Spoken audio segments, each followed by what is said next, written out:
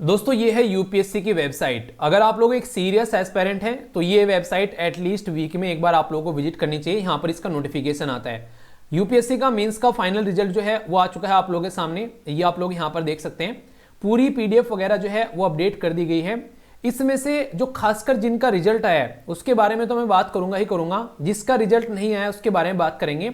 और खासकर जो नेक्स्ट ईयर की तैयारी कर रहे हैं, आप लोग कमेंट बॉक्स में बताना कौन कौन नेक्स्ट ईयर की तैयारी कर रहा है, उसके बारे में भी कुछ सजेशन मैं आप लोगों को यहां पर दूंगा। ये लिस्ट यहां पर इशू की जाती है यूपीएससी के द्वारा। आप लोग इस पर्टिकुलर लिस्ट को देख सकते हैं। ये लिस्ट ऑलरेडी मैंने डाउनलोड कर ली है, मैं आप लोगों को यहां पर दिखाऊंगा और इसको टेलीग्राम पर भी शेयर कर दूंगा, जिसमें कई सारी बातें, इंटरेस्टिंग चीजें आप लोगों को देखने को मिलेगी। और देखो सबसे बड़ी बात पता है क्या होती है, ये लिस्ट देखो नीचे आप लोग यहाँ पर। सबसे बड़ा यार ये है सपना कि किसी न किसी तरीके से इस लिस्ट के अंदर में नाम आ जाए। सोचो किसी ने पीडीएफ पर जाकर अपना रोल नंबर डाला होगा ऊपर, और रोल नंबर डालने के बाद में जब अपना नाम सर्च किया होगा और वहां पर नाम देखने को मिला होगा, तो सोचो कि कितना सुकून मिला होगा। तो ये सुकून अगर आप भी लेना चाहते हैं तो जी जान मेहनत करके लगा दीजिए एक बार यार। जिंदगी में एक बार इतनी मेहनत कर दो कि जिंदगी में बाद में ये ना बोलो कि यार बस यहां पर कसर रह गई। तो ये आप लोगों को पता है जो मेंस का पेपर हुआ था वो 15 सितंबर से लेकर 24 सितंबर तक हुआ था। और यहां पर नाम और रोल नंबर आप लोगों के देखने को मिल गए जिन लोगों का सिलेक्शन हुआ है। अब होगा पर्सनैलिटी टेस्ट, यानी कि जिसको आप लोग इंटरव्यू बोलते हो, और यहां पर उसके बाद में आप लोग की फाइनल मेरिट निकल कर आएगी।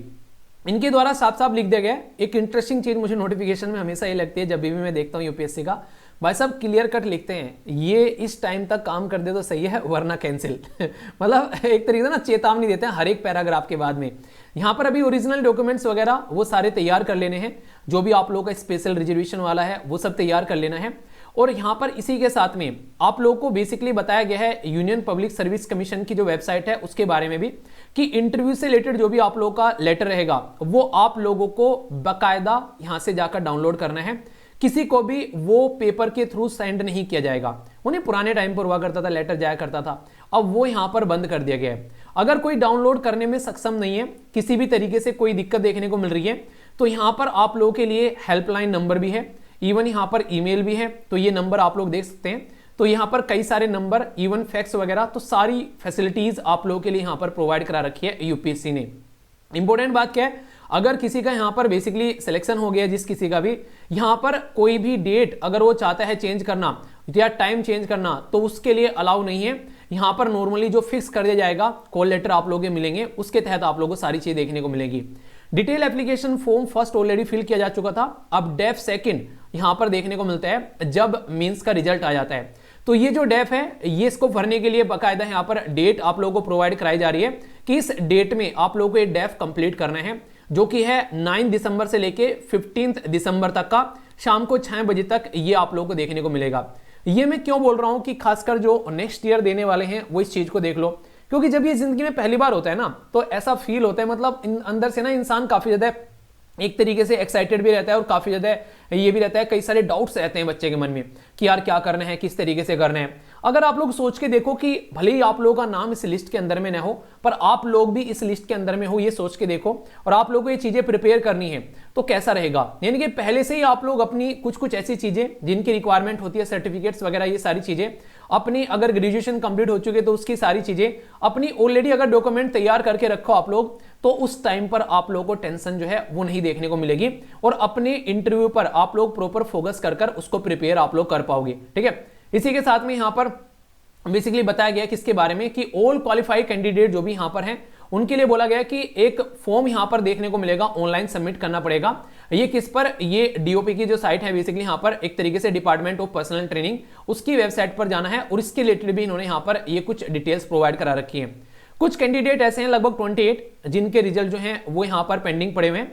ठीक है, कोर्ट केसेस वगैरह अलग अलग रीजन की वजह से, तो इनको आप लोगों ने देखना कि बाद में जो रिजर्व लिस्ट निकल के आती है, आप लोगों को याद है कि एसएलवी फैमिली मेंबर अर्णव थे, उनका रिजर्व लिस्ट में सिलेक्शन हुआ था पहले, फिर उनका स्टेट पीसीएस में सिलेक्शन हुआ था, और उसके बाद में फिर यूपीएससी में उनकी रैंक आप लोगों को देखने को मिली थी। ठीक है, तो यहां पर रिजर्व लिस्ट भी बहुत इंपॉर्टेंट होती है। कई सारे ऐसे केसेस रहते हैं बाद में चलकर फिर रिजर्व लिस्ट में यहां पर फाइनल चीजें आप लोगों को देखने को मिलती है। ठीक है, इसी के साथ में यहां पर एक इंटरेस्टिंग चीज जो कई बार कई सारे बच्चे पूछते हैं, सर मार्कशीट कब आएगी, या फिर ये सारी चीजें आप लोगों के मन में चलती रहती है ना, इनकी जो भी प्रीलिम्स देकर आएंगे सर उसका कब तक हम लोग को पता चलेगा कि हम लोग के मार्क्स कितने थे।